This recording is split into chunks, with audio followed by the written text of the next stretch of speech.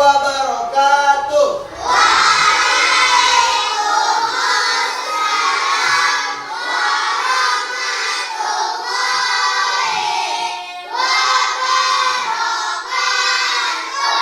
Selamat pagi anak-anak Bapak semuanya.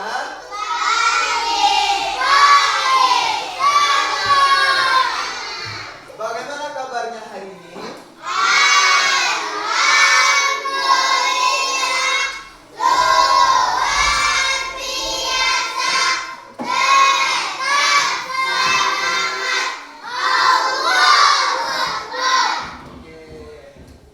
Sepertinya anak-anak Bapak sudah siap dan semangat untuk menjalani pembelajaran kita pada pagi hari ini. Oke, sebelum kita masuk kepada pembelajaran, apakah anak-anak Bapak kelas 3 hadir semua? Iya. Siapa yang tidak hadir? Alisa? Alisa dan Alisa sendiri? Ya. Oke, Alisa. Berarti selain Alisa hadir semua kan? Oke. Selanjutnya, sebelum kita masuk pada pembelajaran, Bapak ingin menyampaikan tujuan pembelajaran kita pada pagi hari ini. Pagi hari ini kita akan belajar bahasa Indonesia dengan tema teks narasi.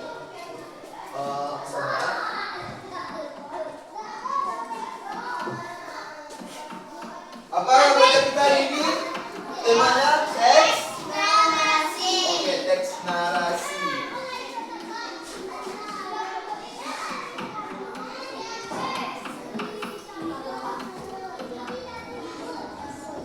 Bahasa Indonesia dengan tema teks narasi, dan Bapak harapkan dengan mempelajari teks narasi ini anak-anak Bapak bisa melalui sebuah cerita teks narasi, anak-anak Bapak bisa mengidentifikasi tokoh, sifat tokoh, dan pesan amanat dari sebuah cerita. Jadi itu tujuan pembelajaran kita pada pagi hari ini.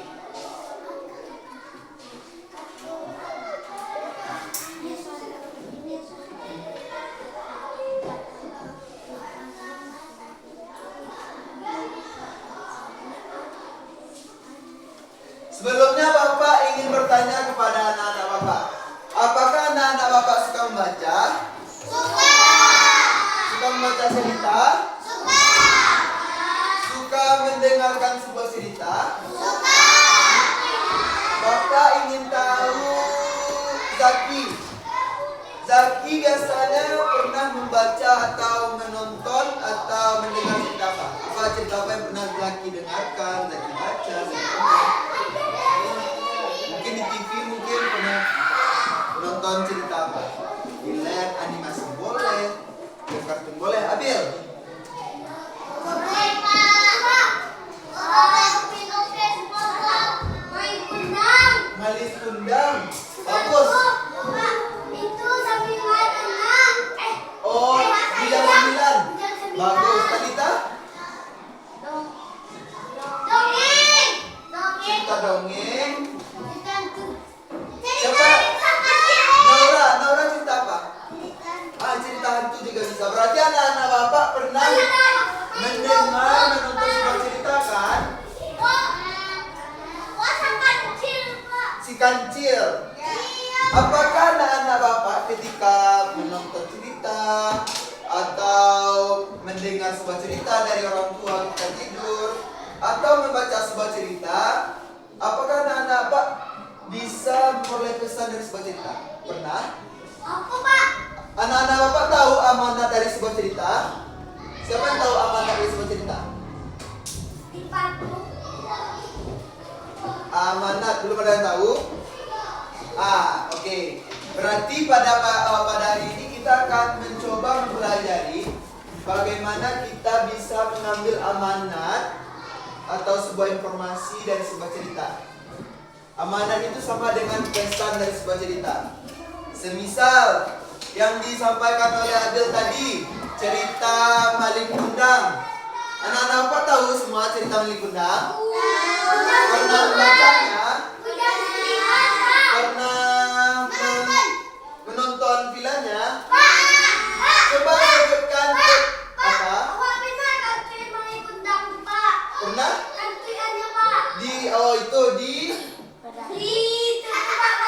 Di pantai. Ya, dia itu ada sebuah patung yang mirip Melih Gundang. Oke, coba anak-anak Bapak sebutkan kalau memang semisal anak-anak Bapak pernah membaca atau menonton cerita Melih Gundang, coba sebutkan satu pesan atau amanat yang bisa kita ambil dari cerita Melih Gundang. Apa? Jangan durhaka kepada orang tua. Bagus Talita, jangan durhaka kepada orang tua. Apa lagi? Pak, tidak mendapatkan. Apa? Siapa tahu lagi? Tidak melawan. Tidak melawan orang tua. Itulah yang dinamakan dengan amanat. Oke, yang disebutkan tadi itu namanya amanat dalam sebuah cerita. Oke, lanjut.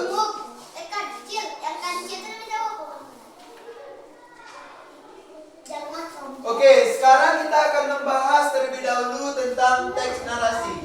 Anak-anak Bapak sudah pernah mendengar teks narasi sebelumnya?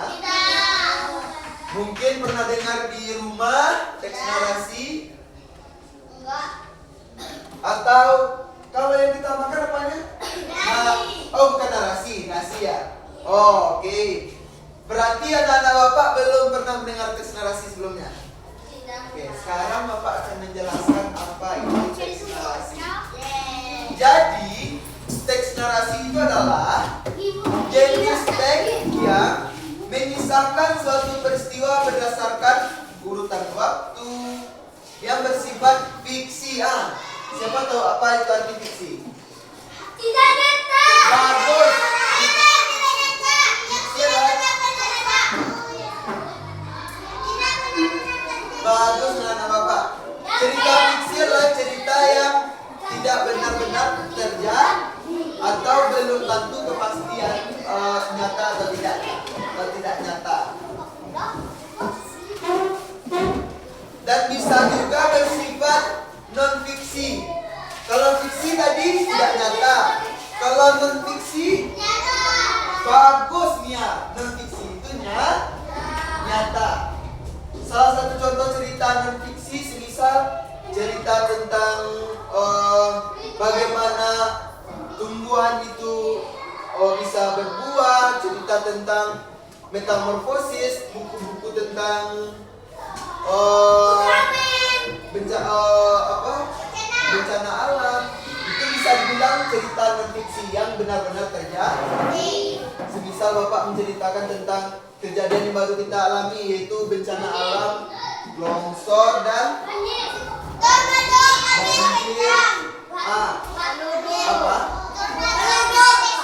Longsor yang terjadi di beberapa daerah kita. Jikalau Bapak menceritakan sebuah kejadian Kelodo, itu cerita fiksi atau non fiksi?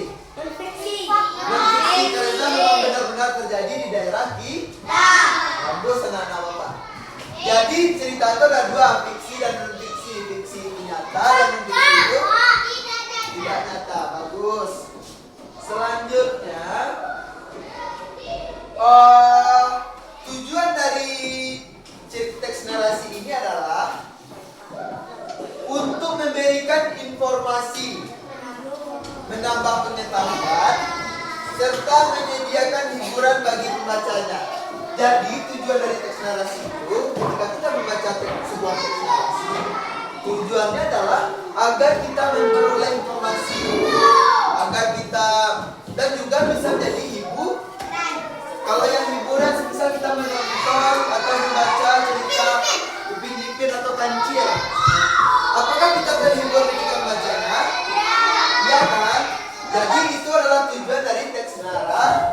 Oke. Kalau semisal kita membaca buku ilmu pengetahuan, cerita ilmu pengetahuan, apakah kita mendapatkan ilmu baru? Ya. Berarti itu adalah tujuan dari teks narasi. Selanjutnya, setelah kita membahas tentang pengertian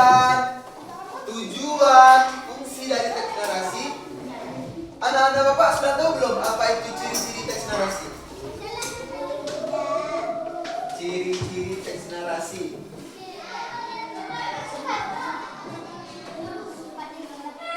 Coba sebutkan. Ini kamu boleh teks dulu ya. Coba lagi. Ciri-ciri teks narasi. Seperti yang bapak bilang tadi dari awal tadi, ciri-ciri teks narasi itu adalah mengandung sebuah amanat. Apa itu amanat tadi? Pesan dalam sebuah cerita. Contohnya amanat dari cerita Melek Kunang tadi, tidak boleh melawan orang tua. Nah, itu adalah amanat. Jadi amanat itu adalah pesan yang ingin disampaikan oleh penulis kepada pembaca. Misal kita membaca sebuah teks narasi, jadi pesan apa yang ingin disampaikan? Jikalau cerita Melek Kunang yang kita baca, pesan dari penulis adalah agar kita tidak boleh melawan kepada orang tua. Jadi itu adalah amanat. Oke, selanjutnya Bapak akan menceritakan sebuah kisah. Sebenarnya melalui video, tetapi karena lampu kita mati, Bapak akan menceritakannya secara langsung kepada anak-anak Bapak. Jadi Bapak harap anak-anak Bapak serius mendengarkan agar memperoleh informasi yang diinginkan. Jadi pasang telinga, buka mata lebar-lebar. Sebelum Bapak mulai cerita, Bapak ingin tes tingkat kefokusan dulu. Tepuk fokus.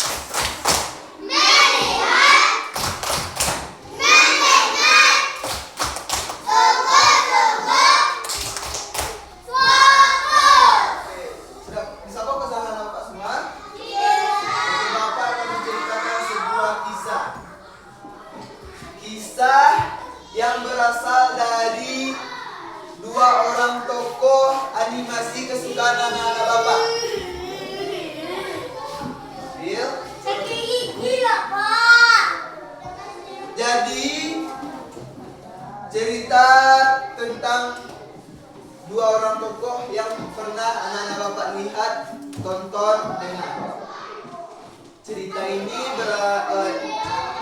menceritakan sebuah kisah kakak beradik.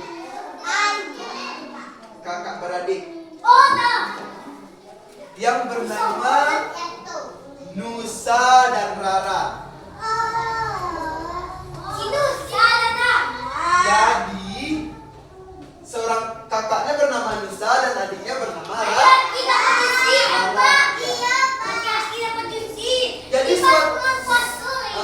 Jadi suatu hari Nusa dan Rara pergi ke pasar untuk membantu ibunya. Nusa dan Rara membantu ibunya untuk menjual kue buatan ibunya. Dan memang benar seperti kata Adil tadi, Nusa dan Rara pergi menjual menjual kue untuk berbuka puasa. Seperti kalau di sini seperti pasar pembukuan. Jadi si Nusa dan Rara baik menolong mamanya menjual kue di pasar pembuku. Ketika mereka sampai di tempat jualan, kue mereka langsung didatangi oleh pengunjung pasar pembukuan. Jadi kue orang itu banyak yang datang untuk membeli, dan memang benar banyak kue mereka terjual. Tak lama kemudian datanglah seorang pedagang yang ingin meminta izin kepada Nusa dan Rara. Jadi bayangkan apa dan Rara, bayangkan Naila Rara, apa Nusa. Kami sedang berjualan, datang seorang pedagang yang sedang mencari tempat jualan. Jadi pedagang kok tidak menemukan tempat jualan, tidak mendapatkan tempat jualan. Lagi cari kemanipan, wah ini berjualan. Gak mungkin kan dia jualan di tengah jalan. Jadi ini mencari tempat jualan. Dan kebetulan di samping tempat jualan Nusa dan Rara ada tempat kosong. Jadi Bapak sedang menggali kue, ya Rara, Nusa dan Rara, cukup kosong. Jadi pedagang yang baru datang tadi, dia ingin meminta izin kepada Nusa dan Rara untuk berjualan di samping mereka, di samping Nusa dan Rara. Dan ternyata jualan pedagang baru ini adalah sama dia juga menjual kue. Apa Jendela menjual kue? Nusa dan Rara menjual kue, Pak. Ada pedagang baru yang ingin meminta izin untuk berjualan di sampingnya dan menjual kue. Apa yang menurut anak-anak Bapak? Apa tanggapan anak-anak Bapak tentang hal itu? Iya, Pak. Iya. Iya, Dibanding orang bagus. Dan memang betul. Taman kami fiktif, Bukan Pak. yang fiktif. Nusa sebagai kakak dengan senang hati mengizinkan pedagang tersebut untuk berjualan di sampingnya. Pedagang baru tersebut untuk berjualan di sampingnya.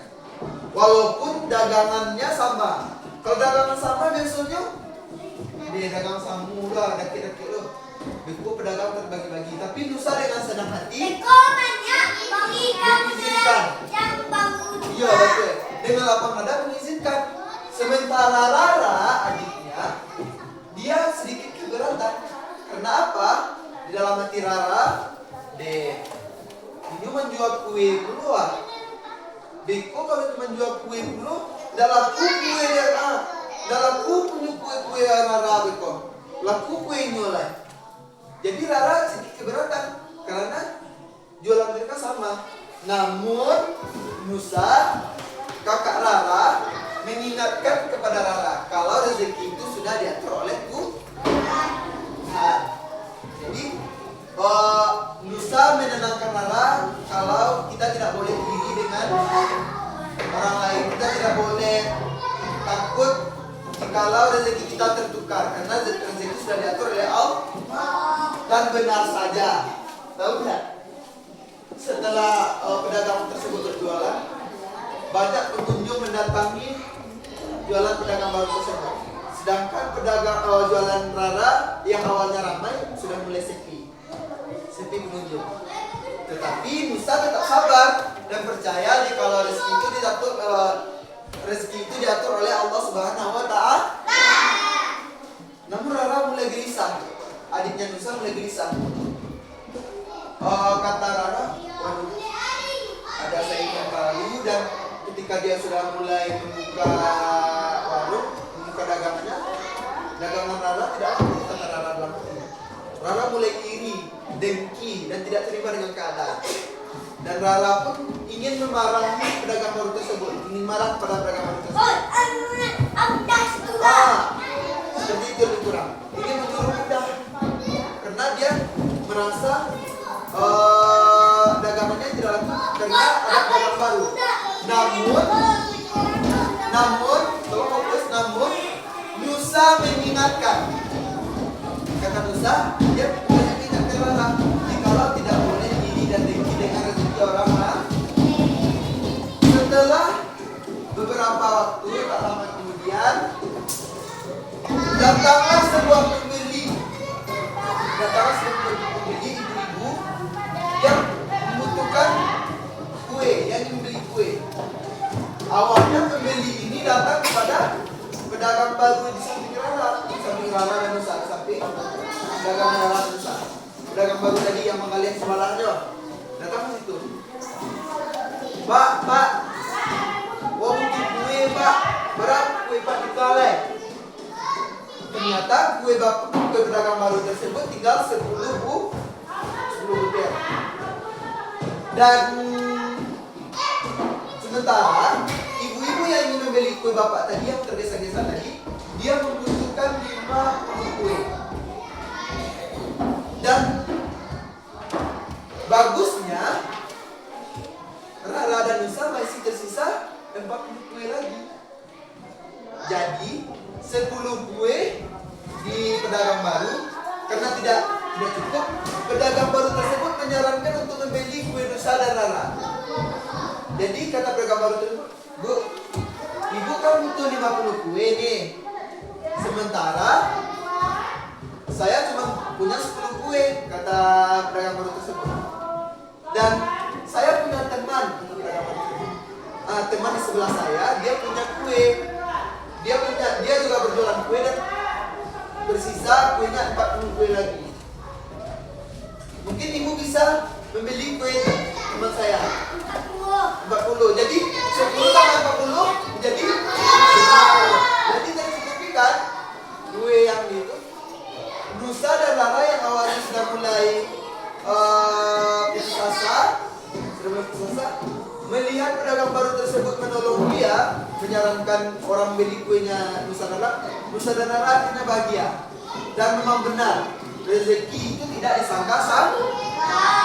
Awalnya dia kayak, waduh, udah rezeki begini. Ternyata ada yang jadi borong buat Nusa dan Rara yang tinggal 40. Dan akhirnya kue Nusa, Rara dan pedagang baru tersebut habis semua.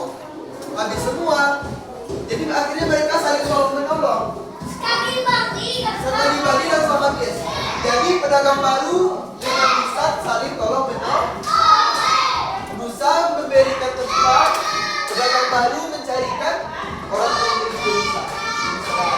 Dan akhirnya Rara pun tersadar bahwa kita tidak boleh iri dengan pencapaian orang lain. Kita tidak boleh iri dengan rezeki orang lain, karena rezeki sudah